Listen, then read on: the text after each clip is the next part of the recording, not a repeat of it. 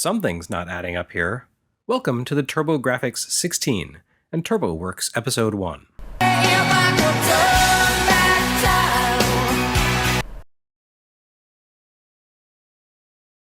In my opinion, August 1989 marked the moment that video games were well and truly back after the Atari crash of half a decade before.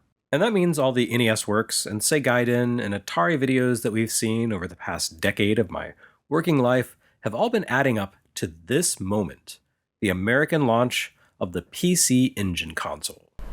The PC Engine's arrival makes it the fourth system to debut in US shops in the space of a month, following on the heels of Nintendo Game Boy, Atari Lynx, and of course, Sega Genesis.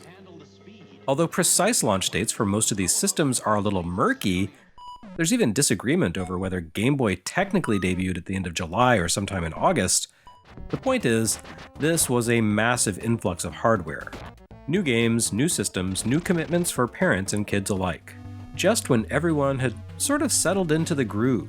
Most families gravitating toward Nintendo Entertainment System, the budget-minded or pro-American manufacturing consumers sticking with Atari's discount models, the weird punk kid who sat at the back of the class drawing band logos on the desk defying consensus by pledging loyalty to Master System. Here's a massive lineup of new systems to upend the entire ecosystem. Of these four machines, the one with the most to prove was undeniably the PC Engine. Or rather, the TurboGrafx-16, as NEC rebranded it for the States. Game Boy? Easy. That was Nintendo's little portable companion to your NES. It had all the fun games you already loved on NES, plus Tetris, and so what if the screen was wet garbage? Game Boy was compact and cheap. Lynx was a little trickier, but still pretty straightforward. Here was a system from beloved brand Atari, more or less, with an incredible screen and really amazing handheld graphics. Sure, it cost more, and all of its games kind of felt like the great value house brand equivalent of the stuff you actually wanted to play, but even so, Lynx made sense. Likewise, Genesis. Even if you had never seen a Master System, the Genesis offered bone-crushingly great graphics and sound, and a slate of familiar arcade hits. It may not have achieved arcade perfection, but it certainly came closer than any console before it. And then you had TurboGrafx-16. It lacked the familiar gaming name to hang its hat on. Manufacturer NEC had made some great computer peripherals, but no one associated their name with top-tier gaming hits as they did with Sega, Nintendo, or Atari. Likewise, the new system didn't really have much to offer in the way of popular hits either. Aside from Vigilante, the launch window lineup for TurboGrafx-16 contained all new properties and an awful lot of samizdat renditions of familiar concepts. Sega had Golden Axe and Outrun. Legendary Axe and Victory Run didn't really hit the same on store shelves, even if they ended up being excellent games. Pack-in title Keith Courage gave off similar vibes to Alex Kidd, which didn't exactly inspire confidence. And sure, NEC shipped a groundbreaking CD-ROM add-on for the console within months of the system's launch, but that peripheral had meager support, and it brought the total cost of ownership for the platform to an eye-watering $600, $200 for the console, and another $400 for the disk drive alone. Even with NEC's $50 launch rebate offer for the 1989 holiday season, that was a heck of a lot of cheddar to shell out on a single console, especially one with an unfamiliar library supported by an untested company. The reality is that the TurboGrafx-16 never overcame these fundamental challenges. Although it stuck around for more than half a decade and absolutely carved itself a niche among loyal fans, it came in a distant third place behind Nintendo and Sega's 16-bit machines in the US. But the problem with talking about the fortunes of the TurboGrafx-16 is that it doesn't reflect the true reality of the machine. NEC tanked it pretty hard in the US, but back home in Japan, the PC Engine platform was a monster. It challenged the Famicom for supremacy, and it practically suffocated the Sega Genesis, that is, Mega Drive, in its crib. It coulda, shoulda, woulda done better here, but unfortunately NEC got off on the wrong footing in the US and never managed to recover from the fact that it launched within weeks of Sega's more powerful, more affordable, more familiar machine. But let's talk about the coulda, shoulda, woulda. The PC Engine debuted in Japan in late 1987, a collaboration between NEC and Hudson. Hudson largely headed up the software and hardware design of things, while NEC manufactured and distributed the system. Although that wouldn't have meant much to American gamers at the time, in Japan it amounted to a first-class pedigree. NEC had created popular and powerful home computers like the PC 6001, PC 8801, and PC 9801. The name PC Engine deliberately called to mind that legacy, implying a machine that offered a similar level of power and appeal, but stripped down to the metal to focus entirely on gaming. As for Hudson, well, they were giants in the Famicom world. Hudson had worked closely with Nintendo to create some early first-party releases, like a proper 4-position version of Video Mahjong and the software to drive the Famicom Basic System. Hudson had parlayed its relationship with Nintendo to become Famicom's first third-party software publisher, creating million-selling mega hits like Lode Runner and Star Soldier. They hosted touring caravan events where kids could compete against their celebrity gamers, including one who ended up becoming the face of Hudson's adaptation of Wonder Boy. If you gamed on Famicom, you knew Hudson. So a team-up between Nintendo's most beloved external development partner and the industry force behind the most popular home computers in Japan was a matchup to be reckoned with. On top of that, the PC Engine arrived at the perfect time. By 1987, the Famicom had begun to lose its luster. In fact, Nintendo was less than a year away from more or less winding down internal development for the platform. Once Super Mario Bros. 3 shipped in Japan, all of the company's Famicom releases would either be reworkings of older games as enhanced budget disk system titles, or else projects developed by second parties like HAL and Intelligent Systems. But remember, the Famicom had begun to explode in popularity right as the American console market imploded in the wake of Atari's financial devastation.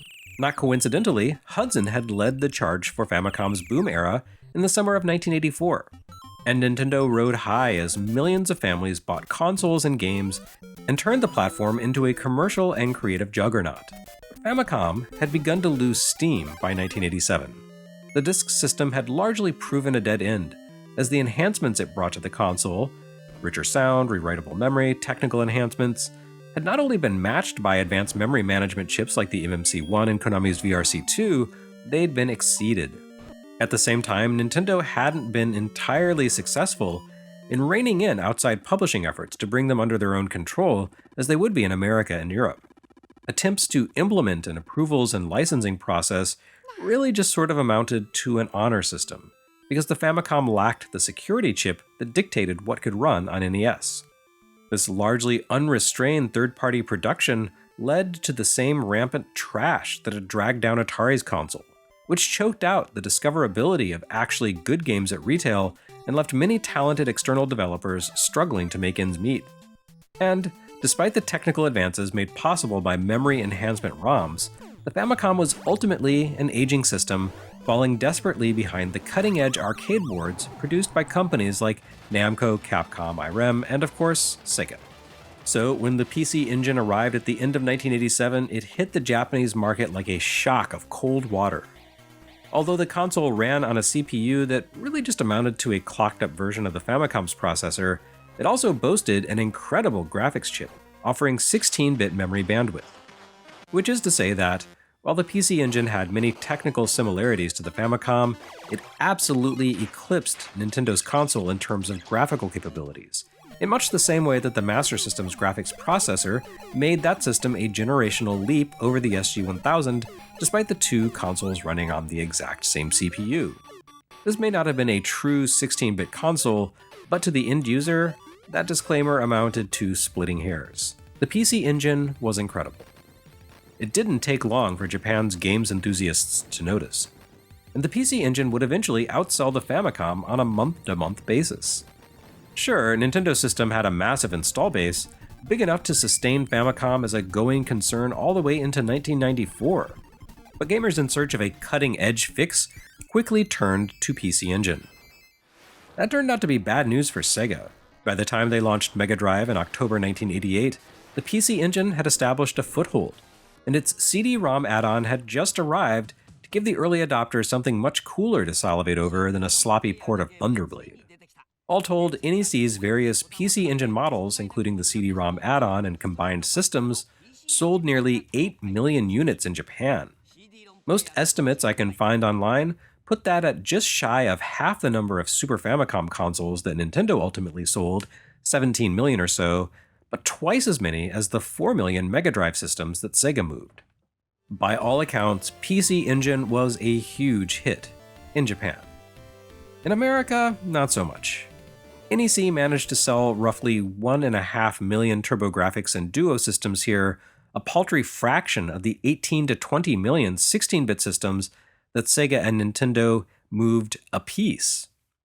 The TurboGrafx-16 just didn't work out for NEC, or for TTI, the company that NEC and Hudson established together in an attempt to give the console a second wind after a few years of disappointing sales. Somehow the US console missed out on practically every single advantage that the Japanese machine had enjoyed. For starters, it took NEC nearly 2 full years to bring the console to market in America. Now, the 2-year gap between the Famicom and NES launches certainly hadn't hurt Nintendo's console's fortunes. If anything, that gap worked to Nintendo's advantage.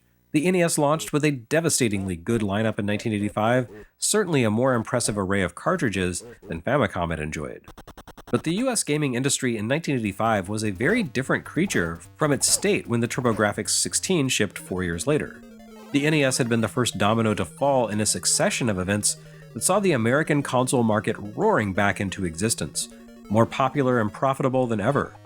The NES reached mass-market mega-hit status right around the time the PC Engine debuted in Japan.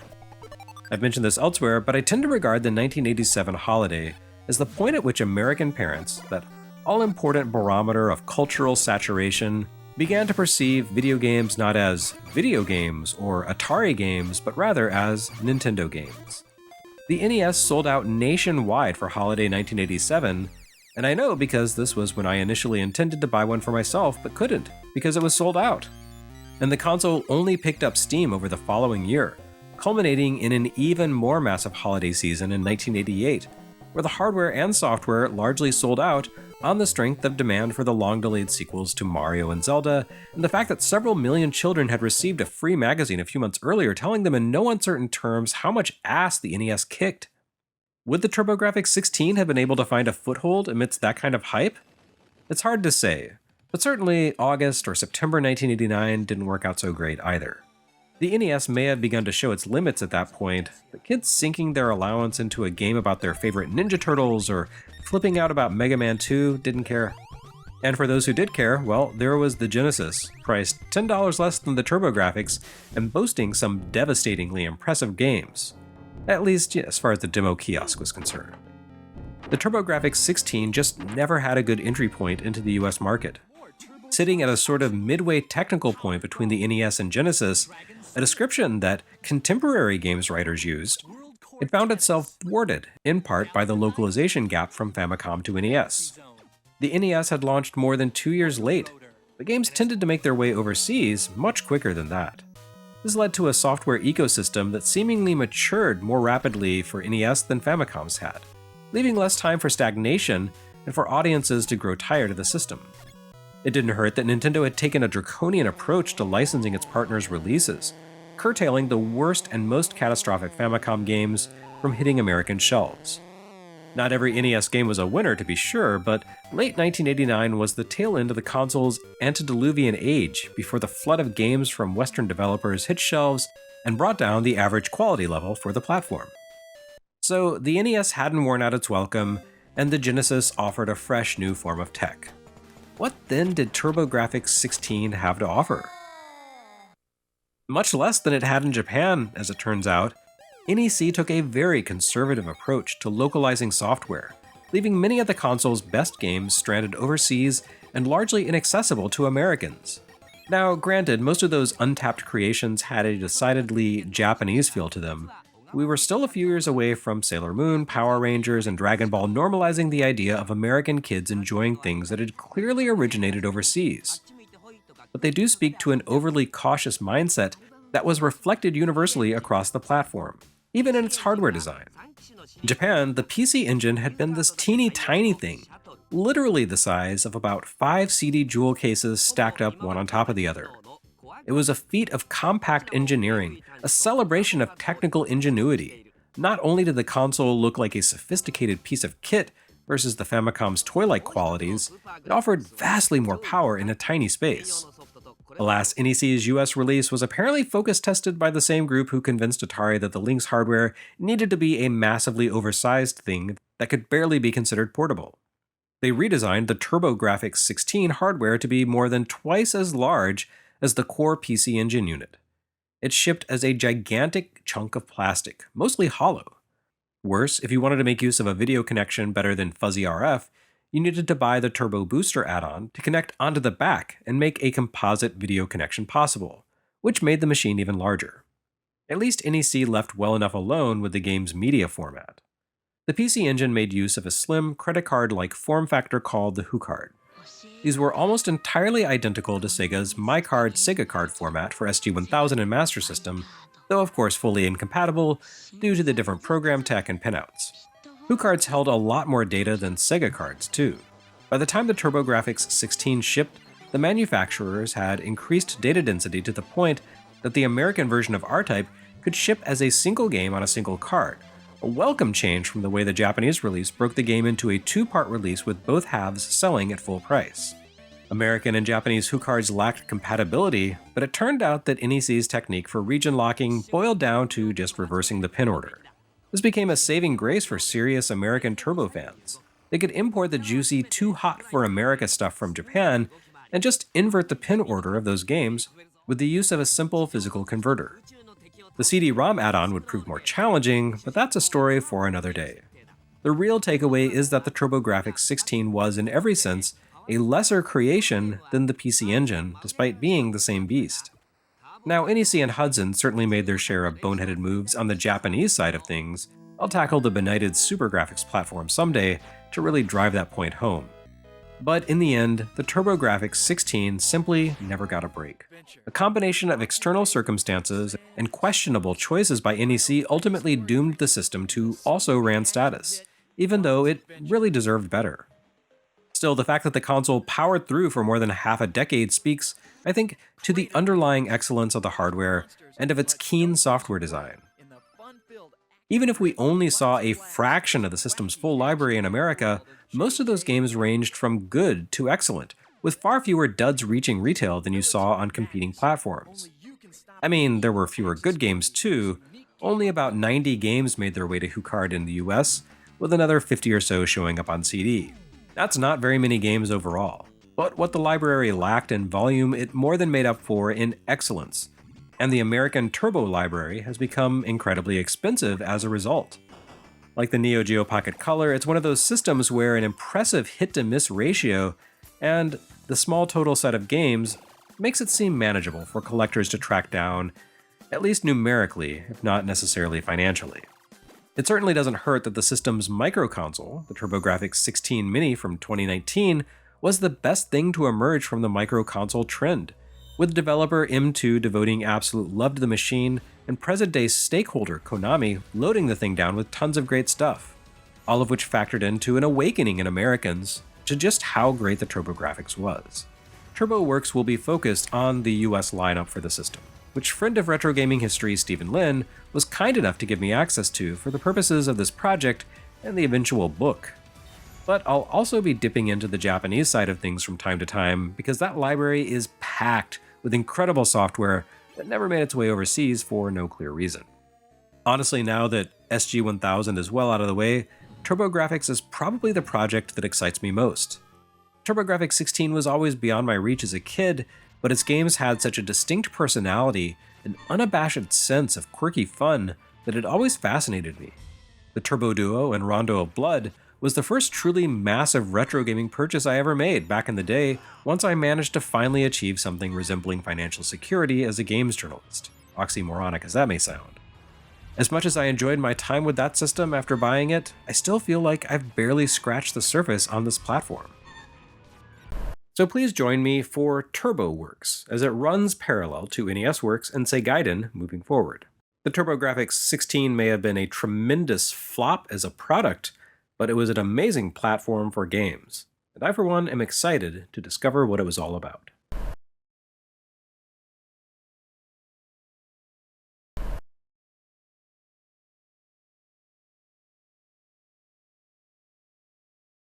Next time on TurboWorks, launch games, what are you even talking about?